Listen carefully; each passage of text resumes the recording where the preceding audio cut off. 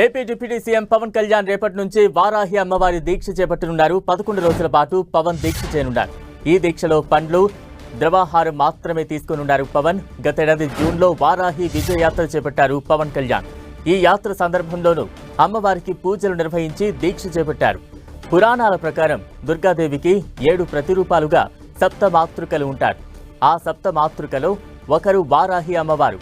పురాణాల ప్రకారం అంధకాసురుడు, రక్తబీజుడు, శంభుని శంభు వంటి పలువురు రాక్షసులను సంహరించడంలో వారాహి అమ్మవారి ప్రస్తావన వస్తుంది. అలాగే లలితా పరమేశ్వరి దేవి సర్వ సైన్యాధ్యక్షురాలు శ్రీ వారాహి అమ్మవారు అని కూడా చెబుతారు. అమ్మవారి రూపం వరాహ ముఖంతో 8 చేతులతో పాసం, నాగలి, శంఖ చక్రాలు వంటి ఆయుధాలతో కనిపిస్తుంది. గుర్రం, పాము, దున్నపోతు, సింగం వంటి వాహనాల మీద వారాహి అమ్మవారు సంచరిస్తున్నట్లు పురాణాల్లో తెలిపారు. ఎన్నో ఫెయిల్యూర్స్ తర్వాత పవన్ మొన్నటి అసెంబ్లీ ఎన్నికల్లో అఖండ విజయం సాధించారు. గత 10 ఏళ్లుగా వ్యక్తిగతంగా ఎన్నో విమర్శలను, సవాళ్లను ఎదుర్కొన్న జనసేనాని వాటన్నింటికీ ఈ విజయంతో సమాధానమిచ్చారు.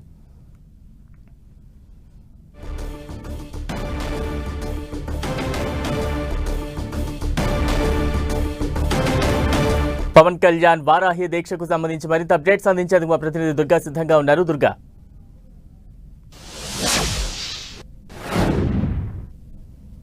రేపటి నుండి 11 రోజుల పాటు వారాహి దీక్షను డిప్యూటీ సీఎం పవన్ కళ్యాణ్ చేపట్టబోతున్నారు. ఈ 11 రోజుల పాటు వారాహి అమ్మవారికి సంబంధించినటువంటి పూజా కార్యక్రమంలో పూర్తిగా పవన్ కళ్యాణ్ నిమగ్నమవడంతో పాటు కఠోరమైనటువంటి సాధన కూడా చేయబోతున్నారు. ముఖ్యంగా ఈ దీక్షకు సంబంధించి 11 రోజులు కూడా ఆయన ఉదయం అలాగే సాయంత్రం పూజలు నిర్వహించడంతో పాటు పూర్తిగా ఆయన అల్పాహారాలు, కేవలం ద్రవ పదార్థాలు మాత్రం ఆయన ఆహారంగా తీసుకునే పరిస్థితి ఉంది. కేవలం పాలు అలాగే పండ్లతో పాటు కొన్ని రకాల జ్యూసులు మాత్రమే తీసుకోబోతున్నారు. ఈ పూర్తిగా ఈ 11 రోజుల పాటు కూడా కాషాయం బట్టలు మాత్రమే ధరించబోతున్నారు. ఈ 11 రోజులు కూడా అత్యంత నిష్ఠ నియమాలతో ఈ పూజా కార్యక్రమాలు, ఈ దీక్షను చేపట్టబోతున్నారు పవన్ కళ్యాణ్. గతంలో కూడా గత ఏడాది జూన్లో కూడా వారాహి యాత్ర ఏదైతే ప్రారంభించడానికి ముందు 2 రోజుల పాటు ఈ దీక్షను స్వీకరించినటువంటి కార్యక్రమాలు, పూజా కార్యక్రమాలు పెద్ద ఎత్తున మంగళగిరి పార్టీ కార్యాలయం చేయడం జరిగింది. ఇప్పుడు కూడా అదే తరహాలో ఈ కార్యక్రమాలన్నీ కూడా చేస్తున్నారు. రేపు దీక్షని తీసుకోవడంతో ప్రారంభమవుతున్నటువంటి దీక్ష 11 రోజుల పాటు ఉంటుంది. అయితే పూర్తిగా కేవలం గతంలో వారాహి యాత్రను నిర్వహించారు. దీక్ష చేపట్టిన తర్వాత వారాహి వాహనం ఏదైతే ఉందో ఆ వాహనానికి పూజలు నిర్వహించిన తర్వాత మొదటిగా నేరుగా అన్నవరం వెళ్ళి అన్నవరం నుంచి కాకినాడ జిల్లాలో మొదటగా ఆయన వారాహి యాత్రను చేపట్టడం జరిగింది. అక్కడి నుంచి ఎన్నికల వరకు కూడా వారాహిలోనే అనేక యాత్రలు కూడా చేశారు. ముఖ్యంగా ఎన్నికల ప్రచారానికి సంబంధించి లేదంటే అంతకుముందు నిర్వహించినటువంటి వారాహి విజయ బేరీ బహిరంగ సభలు కానీ వీటన్నింటినీ కూడా చాలా విజయవంతంగా పవన్ కళ్యాణ్ నిర్వహించినటువంటి పరిస్థితి. గడిచినటువంటి ఎన్నికల్లో కూడా 100కి 100% స్ట్రైక్ రేట్ తో కూడా గెలిచినటువంటి సీట్లు కూడా ముఖ్యంగా 21 స్థానాల్లో అసెంబ్లీ స్థానాలు పోటీ చేస్తే 21 స్థానాలు, అలాగే 2 ఎంపీ స్థానాల్లో పోటీ చేస్తే 2 స్థానాలు కూడా గెలిచి ప్రస్తుతం ప్రభుత్వంలో చాలా కీలకమైనటువంటి పొజిషన్ లో డిప్యూటీ సీఎం గా అలాగే 6 కీలకమైనటువంటి శాఖలకు సంబంధించినటువంటి మంత్రిగా కూడా పవన్ కళ్యాణ్ ఉన్నారు. కాబట్టి ముఖ్యంగా వారాహి యాత్ర అనేది చాలా కలిసి వచ్చింది. వారాహి అమ్మవారి ఆశీస్సులన్నీ కూడా పవన్ కళ్యాణ్కి అలాగే జనసేన పార్టీకి ఉన్నాయనేది చాలా బలంగా నమ్ముతున్నటువంటి పవన్ కళ్యాణ్ ఆ దీక్షను మరీ ఇప్పుడు కూడా ప్రారంభించబోతున్నారు. గతంలో కూడా జూన్ నెలలో యాత్రను ఈ దీక్షను ప్రారంభించారు. ఇప్పుడు కూడా అదే దీక్షను మళ్ళీ పవన్ కళ్యాణ్ చేపట్టబోతున్నారు. 11 రోజుల పాటు ఈ దీక్ష కొనసాగబోతుంది. రేపు పూజా కార్యక్రమాలు పెద్ద ఎత్తున కూడా నిర్వహించిన తర్వాత ఈ దీక్షను పవన్ కళ్యాణ్ చేపట్టబోతున్నారు. ప్రస్తుతం అయితే ఈ రోజు కూడా దీక్షకు సంబంధించినటువంటి కొన్ని పూజా కార్యక్రమాలు నిర్వహించిన తర్వాత విజయవాడలో ఉన్నటువంటి క్యాంప్ కార్యాలయానికి పవన్ కళ్యాణ్ వచ్చారు. పార్టీ ఎమ్మెల్యేలతో సమావేశం అయ్యారు.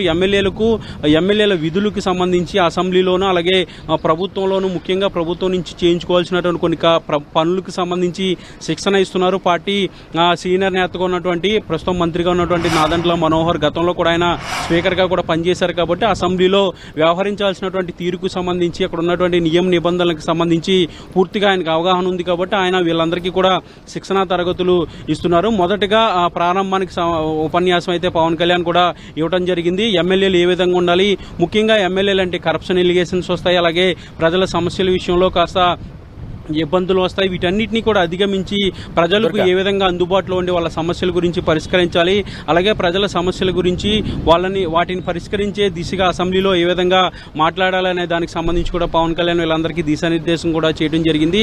నాదెండ్ల మనోహర్ అలాగే మండలి బుద్ధప్రసాద్ ఇద్దరు కూడా గతంలో మనోహర్ అయితే స్పీకర్గా పనిచేశారు, బుద్ధప్రసాద్ మంత్రిగా పనిచేయడంతో పాటు డిప్యూటీ స్పీకర్గా కూడా పనిచేశారు. కాబట్టి వీళ్ళిద్దరూ కూడా ఎమ్మెల్యేలకు ట్రైనింగ్ ఇస్తున్నారు. అసెంబ్లీ రూల్స్కి సంబంధించి కొంతమంది అనుభవజ్ఞులైనటువంటి అధికారులతో కూడా ఎమ్మెల్యేలకు ఈ శిక్షణ ఉండబోతుంది. సాయంత్రం వరకు కూడా ఈ ట్రైనింగ్ సెషన్ అనేది కొనసాగుతుంది.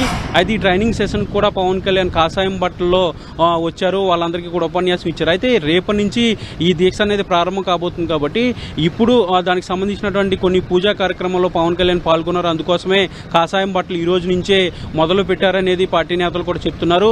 మంగళగిరి పార్టీ కార్యాలయంలో ఈ యాత్రకు ఈ దీక్షకు సంబంధించినటువంటి పూర్తి ఏర్పాట్లన్నీ కూడా చేశారు. రేపు ఈ దీక్షను ప్రారంభించబోతున్నారు పవన్ కళ్యాణ్. పండితులు వేద మంత్రాల మధ్య ఈ దీక్షను పవన్ కళ్యాణ్ తీసుకోబోతున్నారు. 11 రోజుల పాటు ఉంటుంది. గత ఏడాది కూడా ఈ దీక్షను చేపట్టారు. అప్పుడు కూడా పవన్ కళ్యాణ్ పెద్ద ఎత్తున మంగళగిరి పార్టీ కార్యాలయంలోనే ఈ దీక్ష కార్యక్రమాన్ని నిర్వహించారు. వేద పండితులంతా కూడా ఈ దీక్ష ప్రారంభానికి సంబంధించినటువంటి పూజను నిర్వహించి పవన్ కళ్యాణ్కి ఆశీస్సులు కూడా అందించారు. వారాహి యాత్రకు అప్పుడు ప్రత్యేకమైనటువంటి పూజలు చేసి వారాహి వాహనానికి పూజలందరూ కూడా నిర్వహించి అక్కడి నుంచి నేరుగా అన్నవరం వెళ్ళారు. అన్నవరంలో పూజలు చేసిన తర్వాత కత్తిపూడి, పిఠాపురంలో ఇలా కాకినాడ ఇలాంటి మొత్తం పూర్తిగా అన్నవరం నుంచి భీమవరం వరకు కూడా మొదటి విడత వారాహి యాత్రను పవన్ కళ్యాణ్ నిర్వహించారు.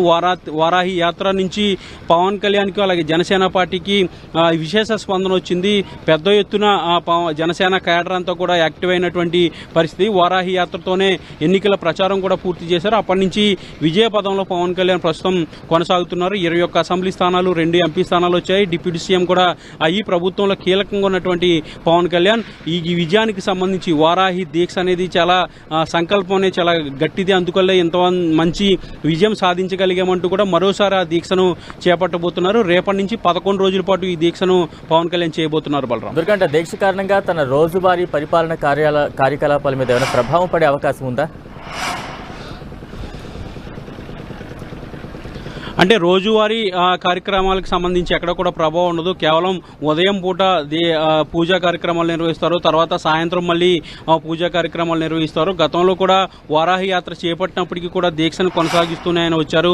అయితే దీక్ష సమయం అండి 11 రోజులు ఎక్కడ కూడా ఘన పదార్థాలు ఎక్కడ కూడా తినకుండా కేవలం ఫ్రూట్స్ అలాగే ఫ్రూట్ జ్యూస్తో పాటు పాలు మాత్రమే తీసుకుంటారు. రాత్రి సమయంలో కూడా నేలపైన పడుకునేటువంటి పరిస్థితి. పూర్తిగా 11 రోజులు అత్యంత నియమ నిష్టలతో పవన్ కళ్యాణ్ ఉంటారు అనేది పార్టీ నేతలు చెప్తున్నారు. ఎందుకంటే గతంలో వారాహి యాత్ర నిర్వహించినా కూడా పూజా కార్యక్రమం ప్రారంభించిన తర్వాత ఆయన వారాహి యాత్ర ప్రారంభించేవారు.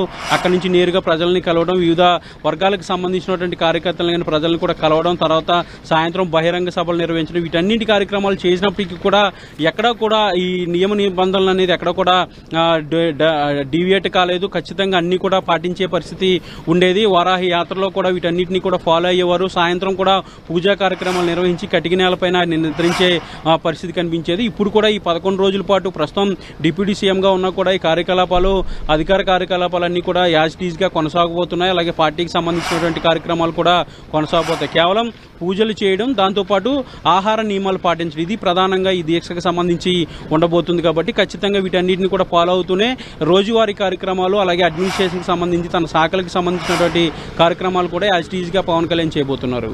Right, thank you Durga.